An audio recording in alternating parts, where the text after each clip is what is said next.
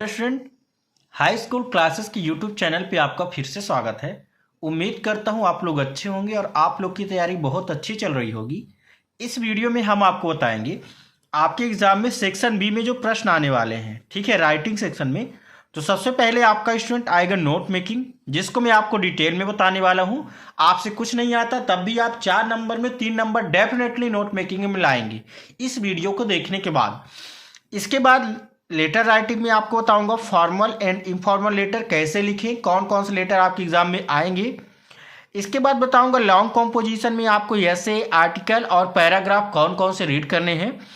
इसके बाद picture guided composition. Channel पे नए हैं, चैनल को सब्सक्राइब कर लें और बेल आइकॉन को प्रेस कर लें, क्योंकि आपको बहुत फायदा मिलने वाला है हमारे वीडियोस के थ्रू। तो चलिए स्टार्ट करते हैं। सबसे पहले देखते हैं note making, title plus notes. तो पहला क्वेश्चन क्या है, success in our life depends largely on good health. मतलब हमारी लाइफ का सक्सेस का जो सबसे बड़ा रोल है वो किस पर है, गुड हेल्थ पर है। ठीक है, keep your body fit by cleanliness, fresh air, regular habits and fitable recreation. मतलब अपनी बॉडी को आप कैसे फिट रखें, ठीक है, फ्रेश एयर के थ्रू, रेगुलर हैबिट्स के थ्रू एंड सुटेबल रिक्रिएशन, मतलब रेगुलर जो आप क्रियाकलाप करती हैं उसके through. Make your self strong to play the game and do it in every sense of word. मतलब फिट रहने के लिए आप क्या करें, गेम्स भी खेलें, ठीक है, जिससे आपकी बॉडी क्या रहेगी, फिट रहेगी।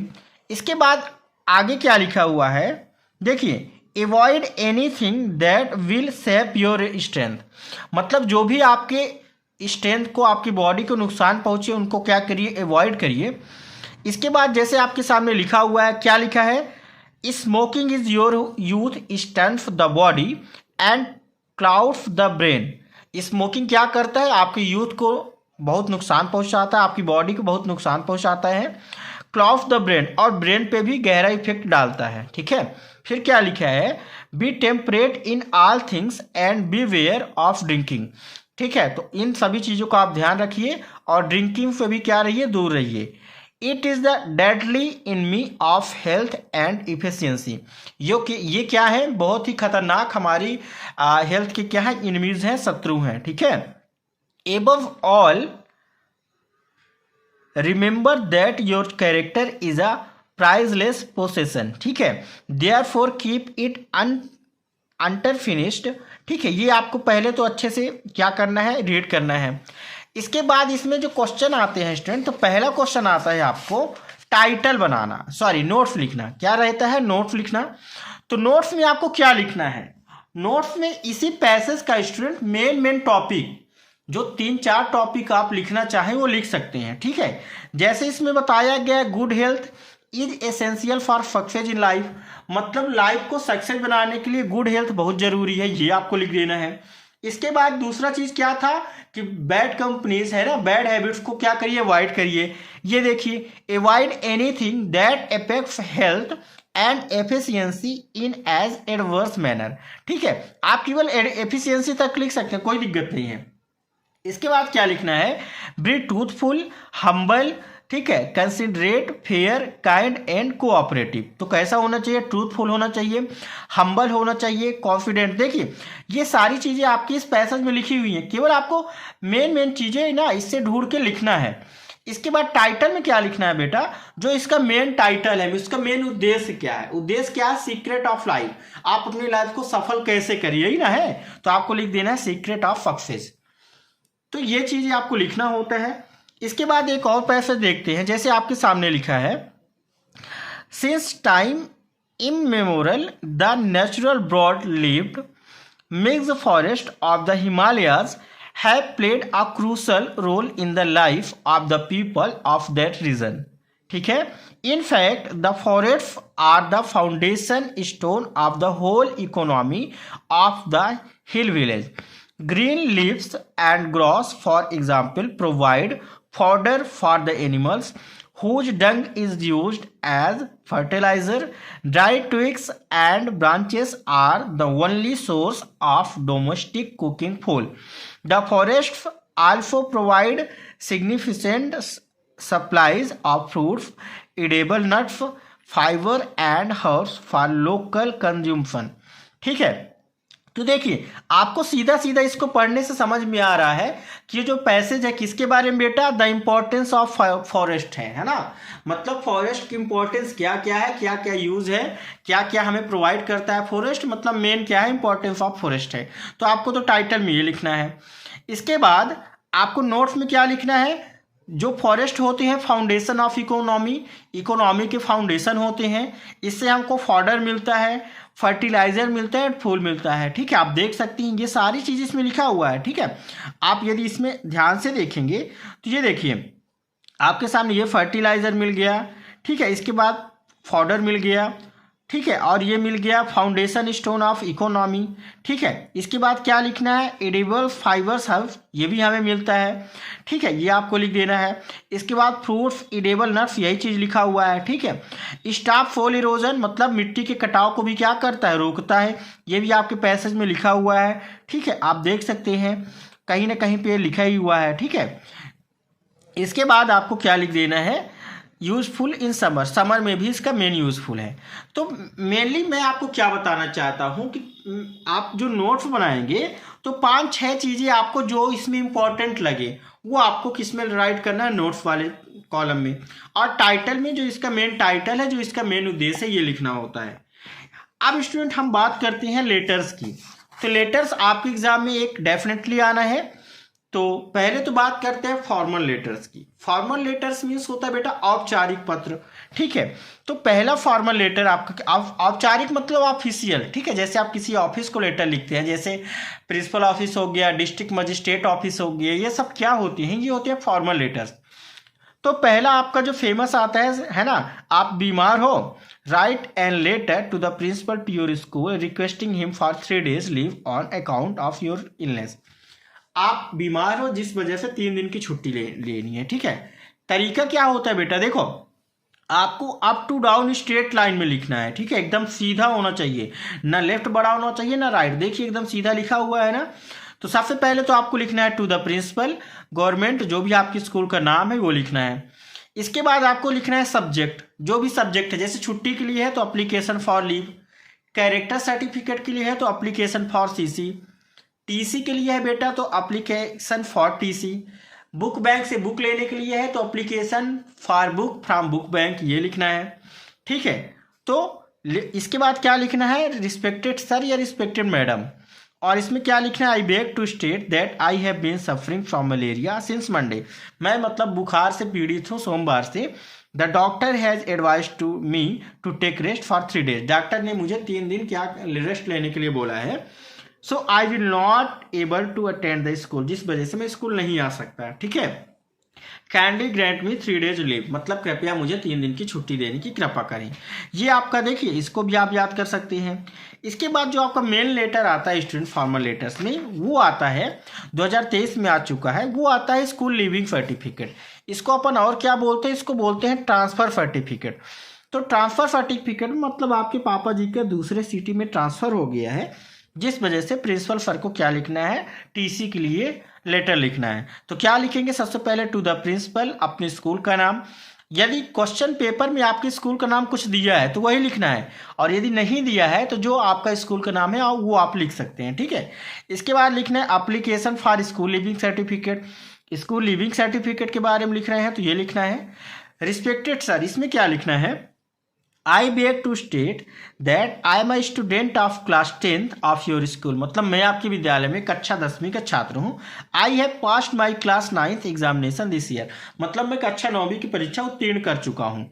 माई father has been transferred to Barwada district, मतलब मेरे पापा जी का ट्रांसफर बरवाड़ा डिस्ट्रिक्ट में हो गया है। So I will be unable to continue my studies here, मतलब जिस वजह से मैं अपनी स्टडी यहाँ कंटिन्यू नहीं रख सकता।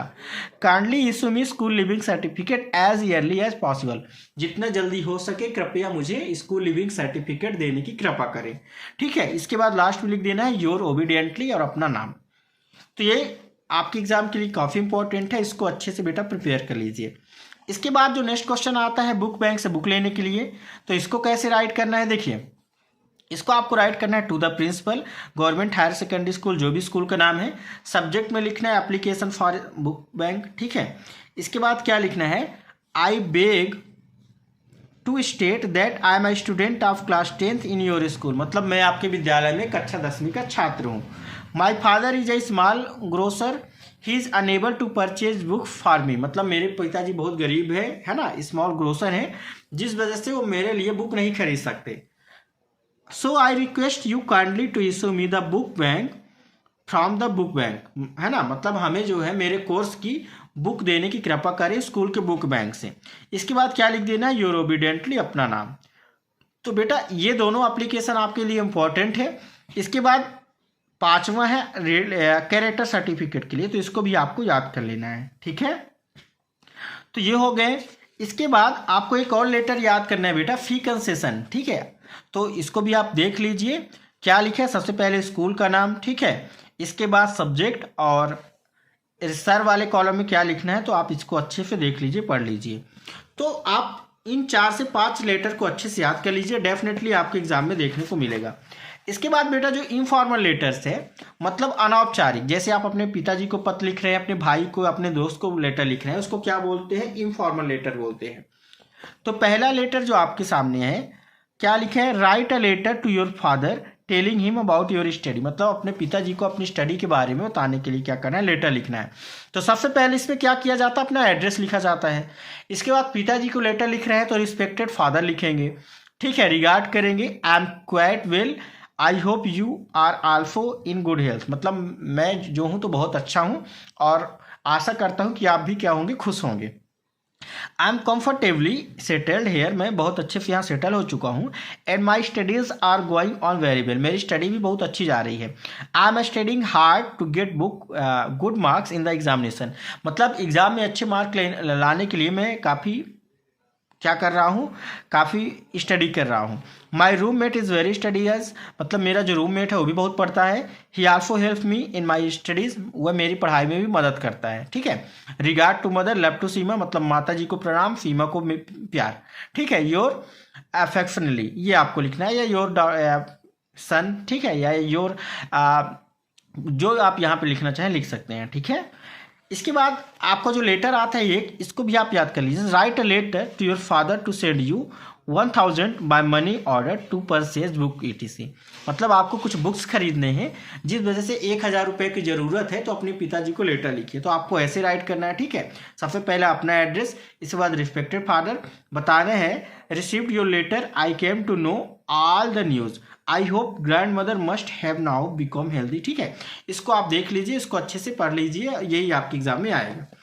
इसके बाद बेटा लेटर अ फ्रेंड, फ्रेंड को लेटर आता है, तो सबसे पहले क्या आता है कि write a letter to your friend congratulating him on the success in the examination, इसको आप अच्छे से स्क्रीनशॉट ले लीजिए, इसको भी याद कर लीजिए। इसके बाद आपको और क्या याद करना है, मेन जो आपके एग्जाम में आता है 2023 में आ चुका है, आप इसको भी याद कर लीजिए। क्या लिखा है, you are Hrithik lives in India, write a letter to your friend inviting him your father's promotion party, ठीक है, या योर सिस्टर्स मैरिज पार्टी। तो इसको भी आप अच्छे से याद कर लीजिए। इसके बाद जो आपका लॉन्ग कॉम्पोजिशन आता है बेटा, ठीक है, उसमें सबसे पहले आपको ऐसे राइट करने को आता है। तो ऐसे में आपको क्या क्या राइट करना है, सबसे पहले आपको एनी फेस्टिवल राइट करना है एक, ठीक है। 3 केवल आपको याद करना है, डेफिनेटली आपके एग्जाम में आएगा, ठीक है। इसके बाद सेकंड याद करना है इंपॉर्टेंस ऑफ गेम, ठीक है। और थर्ड बेटा आपको याद करना है वंडर ऑफ साइंस, ठीक है। ये आपके सामने वंडर ऑफ साइंस आ गया, इसको तो आप एकदम याद ही कर लीजिए। इसकी जो संभावना बेटा 99% रहती है, ठीक है। तो इसको आप अच्छे से प्रिपेयर कर लीजिए, ठीक है। सबसे पहले इंट्रोडक्शन, इसके बाद scientific inventions, means of transport and communications, medicine and surgery, ठीक है। इसके बाद कंप्यूटर्स और लास्ट में कंक्लूजन, ये आपको याद करना है बेटा। ये आपके एग्जाम में डेफिनेटली 19 फरवरी को देखने को मिलेगा। 3 लेटर आप याद कर लीजिए, वंडर ऑफ साइंस, सेकेंड में करना चाहे तो माई हॉबी या एनी स्पोर्ट, ठीक है। और इसके बाद आपको क्या याद करना है, ये आपका जो रहा, ठीक है, एनी फेस्टिवल। बस 3 ठो आपको याद कर लेना है, एक आपके एग्जाम में डेफिनेटली देखने को मिलेगा। इसके बाद बेटा जो आपका आता है पिक्चर गाइडेड कंपोजिशन, तो उसमें मेन क्या क्या आ सकता है, ठीक है। तो जैसे ये आपके सामने पहला क्वेश्चन रहा, ताजमहल की ड्राइंग दी हुई है, इसको देख के आपको क्या लिखना है, 40 से 50 वर्ड में लिखना है, ठीक है, तो आप देख सकते हैं, इसको भी अच्छे से पढ़ लीजिए, इसका स्क्रीनशॉट लेके इसको अच्छे से तैयार कर लीजिए। एक और आपके सामने ये रहा, इसको भी आप अच्छे से पढ़ लीजिए, पिक्चर रहा, ठीक है। लिखना कैसे है, तो आपको ये लिखना है ऐसे, ठीक है। इसके बाद एक और ये आपके सामने रहा पिक्चर गाइडेड, तो इसको भी आपको याद कर लेना है, ठीक है। इसके बाद एक दो और हैं, इनको भी आप चाहें तो याद कर सकते हैं, ठीक है। तो ये आपका रहा पिक्चर गाइडेड कंपोजिशन, जो 3 नंबर में आपके एग्जाम में देखने को मिलेगा। इसको भी आप अच्छे से प्रिपेयर कर लीजिए, ठीक है। 2023 में आपको ये क्वेश्चन आया था, आप देख सकते हैं, ठीक है। ये आपके सामने बना हुआ है, ठीक है। मेन रोड बनी हुई है, दोनों साइड ट्रीज है ना, ब्यूटी ऑफ नेचर, ये आपको याद कर लेना है, ठीक है। तो चैनल पे नए हैं, चैनल को सब्सक्राइब कर लें, बेल आइकॉन प्रेस कर लें। मिलते हैं नेक्स्ट वीडियो में, जिसमें मैं बात करूंगा सेक्शन सी की।